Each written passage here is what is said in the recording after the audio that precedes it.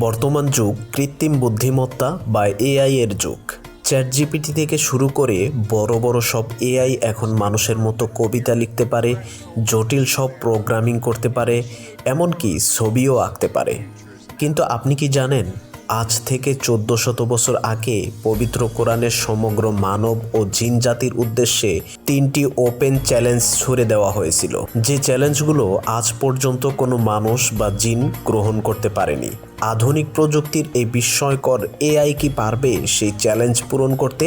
আজকের ভিডিওতে আমরা এই রোমাঞ্চকর বিষয়টি নিয়েই আলোচনা করব, তাই ভিডিওটি অবশ্যই মনোযোগ সহকারে শেষ পর্যন্ত দেখবেন।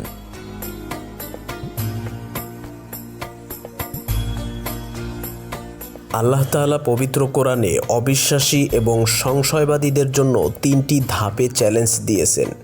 চ্যালেঞ্জ 1, সম্পূর্ণ কোরআনের মতো একটি কিতাব রচনা করা। আল্লাহ তাআলা কেন এই চ্যালেঞ্জ দিলেন এবং চ্যালেঞ্জটি কিভাবে আসলো, চলুন জেনে নেওয়া যাক। রাসূলুল্লাহ সাল্লাল্লাহু আলাইহি ওয়াসাল্লামের যুগে আরবরা ছিল অত্যন্ত বাকপটু। ওয়াকাজ মেলায় আরবের বড় বড় কবিরা তাদের কবিতা শোনাতেন এবং বিজয়ীদের কবিতা কাবার সামনের দেওয়ালে ঝুলিয়ে রাখা হতো, যাকে সাবা মুআল্লাকাত বলা হয়। যখন পবিত্র কোরআন নাজিল হতে শুরু করলো, তখন এর ভাষা ও ছন্দ শুনে তারা হতবাক হয়ে গেল।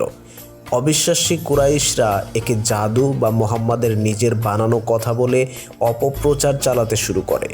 তাদের এই দাবিকে মিথ্যা প্রমাণ করতেই মহান আল্লাহ তাআলা এই চ্যালেঞ্জটি ছুড়ে দিয়েছেন।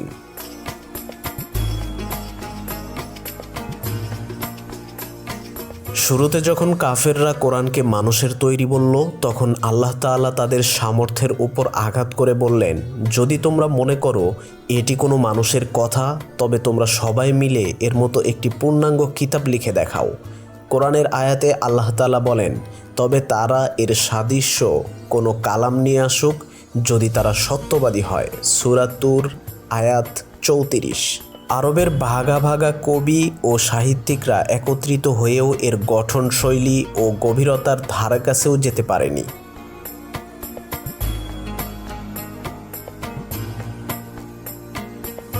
তারপরই মহান আল্লাহ তাআলা চ্যালেঞ্জ দিলেন দ্বিতীয় ধাপের দ্বিতীয় নাম্বার চ্যালেঞ্জ। পুরো কিতাব বানাতে ব্যর্থ হওয়ার পর আল্লাহ চ্যালেঞ্জটি আরও সহজ করে দিলেন। তিনি বললেন, পুরো কিতাব না পারো অন্তত 10টি সূরা বানিয়ে দেখাও। কাফেররা যখন আরও বেশি বিরোধিতা শুরু করলো, তখন সূরা হুদে আল্লাহ তাআলা বললেন, নাকি তারা বলে যে সে অর্থাৎ রাসূল সাল্লাল্লাহু আলাইহি ওয়াসাল্লাম এটি নিজে রচনা করেছেন? বলো, তবে তোমরাও এর মতো 10টি সূরা বানিয়ে নিয়ে এসো। সূরা হুদ আয়াত নাম্বার 13। তারপর আরবের কাফেররা আরবের শ্রেষ্ঠ সাহিত্যিকদের নিয়ে বৈঠক করেও কোরআনের ছন্দের মতো 10টি অর্থপূর্ণ সূরা তৈরি করতে ব্যর্থ হয়।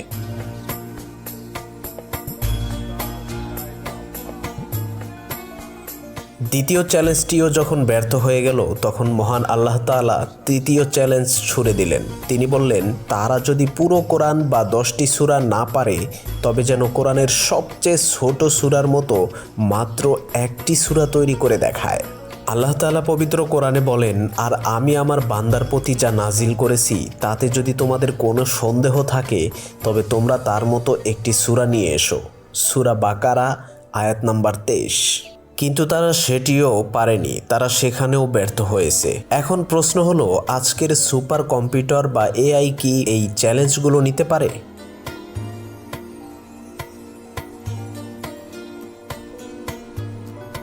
এআই মূলত ইন্টারনেটে থাকা কোটি কোটি তথ্য বিশ্লেষণ করে নতুন কিছু তৈরি করে, কিন্তু কোরআনের সাহিত্যমান, ভাষাশৈলী এবং এর প্রতিটি শব্দের গাণিতিক ও আধ্যাত্মিক গভীরতা অতুলনীয়।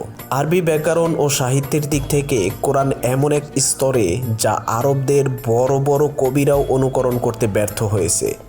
এআই কেবল বিদ্যমান তথ্য সাজাতে পারে, কিন্তু কোরআনের মতো ইউনিক বা অনন্য অলৌকিক কিছু সৃষ্টি করার ক্ষমতা তার নেই।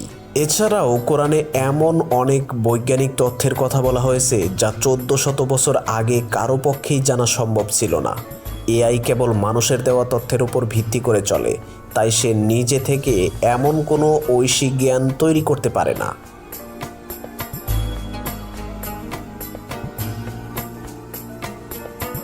গবেষকরা এআই দিয়ে কোরআনের মতো কিছু লেখার চেষ্টা করে দেখেছেন, কিন্তু দেখা গেছে এআই যা লেখে তাতে ব্যাকরণগত ভুল না থাকলেও তার ভাবার্থ বা অলৌকিকত্বের কোনো অস্তিত্ব নেই। কোরআন কেবল শব্দগুচ্ছ নয়, এটি একটি পূর্ণাঙ্গ জীবনবিধান এবং এতে কোনো অসঙ্গতি নেই। মানুষের তৈরি যে কোনো সফটওয়্যার বা এআই এর সীমাবদ্ধতা আছে, কিন্তু কোরআন হলো অসীম জ্ঞানের আধার। সুতরাং 1400 বছর আগের সেই চ্যালেঞ্জ আজও একইভাবে বলবৎ আছে। পৃথিবীর সেরা এআই বিশেষজ্ঞরাও স্বীকার করেন যে কোরআনের এই বিশেষ ভাষাশৈলী এবং গাম্ভীর্য নকল করা অসম্ভব। এটি প্রমাণ করে যে এই গ্রন্থ কোনো মানুষের বা যন্ত্রের সৃষ্টি নয়, বরং এটি সরাসরি মহান স্রষ্টার বাণী। প্রিয় দর্শক, আপনার কি মনে হয় ভবিষ্যতে কি এমন কোনো প্রযুক্তি আসবে যা এই চ্যালেঞ্জের ধারে কাছে যেতে পারবে? আপনার মূল্যবান মতামত কমেন্টে জানান। ভিডিওটি ভালো লাগলে শেয়ার করুন এবং আমাদের চ্যানেলটি সাবস্ক্রাইব করে পাশে থাকুন। ধন্যবাদ।